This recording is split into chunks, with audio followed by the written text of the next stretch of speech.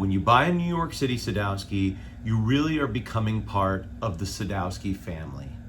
And that family has probably one of the greatest patriarchs that any family could have in the bass playing world.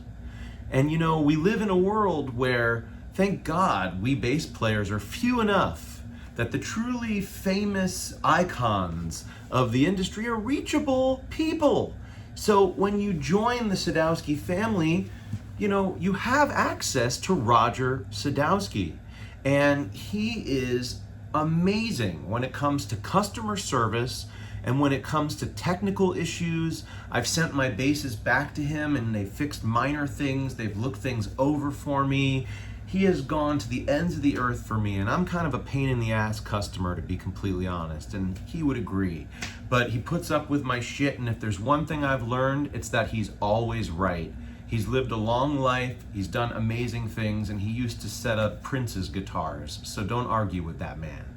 All right, but that's one of the reasons why you want a Sadowsky. You become part of the family. How many are there where the serial numbers are in the 9,000s? There's only so many Sadowsky basses out there, and we who have them are all in an exclusive club. So it's awesome. And for the money that you're paying for this kind of instrument, I actually think it could cost more for what that really means, but that's my opinion. All right, sorry, emails are rolling in. We're in a law office midday. Anyways, so the family, that's part of it, right? But what else? This instrument has ridiculous build quality. I mean, you're talking about the level of attention of detail that you're gonna get an instrument when it arrives that is gonna blow your mind. You know, I've been playing bass for nearly 20 years before I ever touched a Sadowsky. And when I took that thing out of the case and started playing it, I mean, it was a holy shit moment. It really was. Because I always was a Fender lover, and I had never played a Fender that played that beautifully, that well. I mean, I was floored. And that is the level that you get with this instrument. You get this nice high mass bridge that's on all of them. I love 19 millimeter spacing, by the way, on a 5-string. That's really cool. I'll talk when I review my PJ4 about the spacing on a 4-string, different, but 19 for a 5 I think is awesome. And but high mass bridge and just killer build quality all around. This being a PJ5, you know, you get to see that they made compromises that are just perfect. This P neck is just like the everyman's P neck. The perfect size that everyone will kind of like who likes to play Ps. And the fretwork, like Roger talks about, is impeccable. It's stellar. These are chambered instruments, which is higher end. Is it better? I don't know. I think Roger said it best when he said that it's sweeter sounding to have a lighter, more resonant instrument. Maybe not as much sustain, but you know, I think this high mass bridge makes up for that issue, because let me show you something. You want to talk about sustain? I plucked it hard, so it did buzz a little bit, but I have the action a little low, and I don't usually play that hard, but I want to make a point.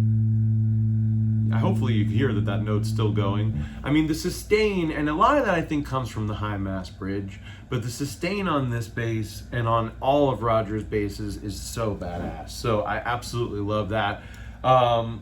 Listen, I want to say something to everybody. There is no such thing as the perfect instrument. And if you spend $6,000 or $7,000 on a Sadowsky, I don't want you to expect perfection. You'll get perfection in terms of Roger's team's execution, but you're still going to get 2 pieces of wood that are figuring out how to change from being a tree into an instrument. So at the end of the day, like for example, I know that on this instrument, I can't get anywhere near that level of sustain out of like the B flat on the E string. That's kind of like a little bit of a dead spot on this bass. And you can even feel the vibrations in the body sort of choking it out a little bit. Watch. It's not bad. That's actually pretty good. You know, it's funny. I just sent this, want to know the customer service you get at Sadowsky? I just sent this bass back to Roger, and they did fretwork on it, including putting some glue on the frets so that they all sit better. I had been playing this thing in the Florida humidity for 4 years, and God knows, I don't know, it might have gotten messed up. But in any event, when I got this instrument back, the setup that's on this instrument right now is ridiculous, okay? I mean, every attention to detail, if you look at the way the strings have been put on the tuning posts, all the way through to just like perfectly matching the 12-inch radius of this neck with the strings. I told them the action specs I like, and it came back. It couldn't have been more perfect if it tried. And I actually never want to take these fucking strings off in my life, and maybe I won't, because they're blessed. They're literally blessed from the mothership. It's really cool. So, a talk about Sadowsky that I'm going to try to keep as close to 10 or 15 minutes as possible would be incomplete without talking about the elephant in the room, which is the obvious, and that's the Sadowsky Preamp. The Sadowsky Preamp, in my opinion, is part of the secret sauce to a Sadowsky. The Preamp has like this vibe.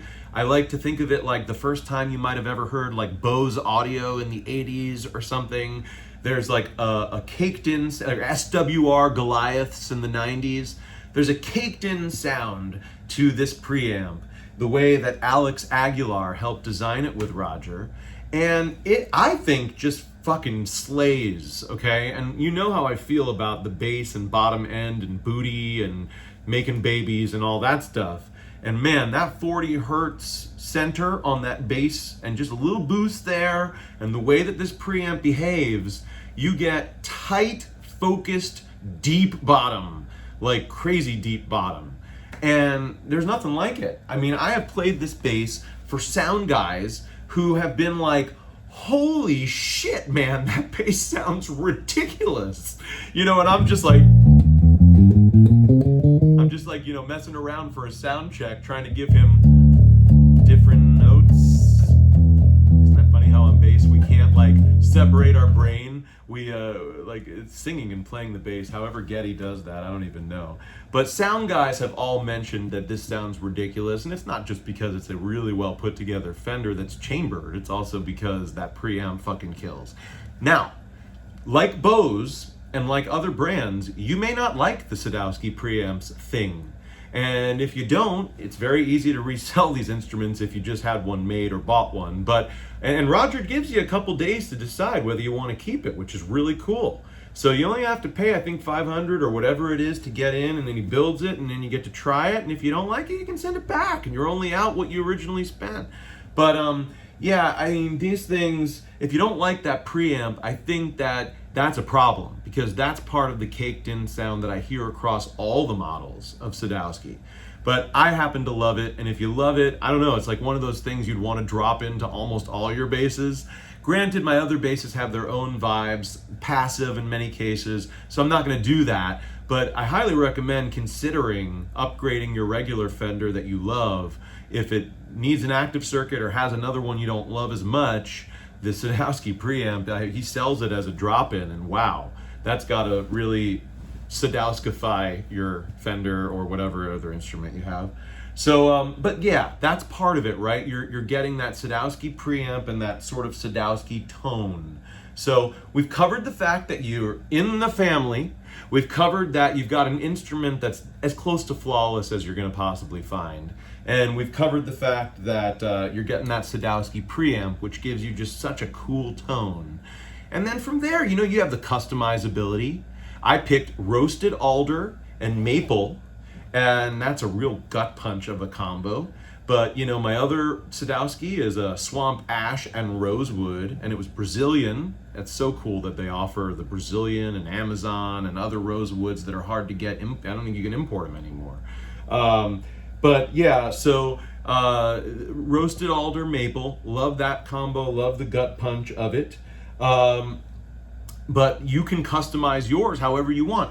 Nut width here is 1.875. I think on 5 strings he offers a tighter one, like a 1.75.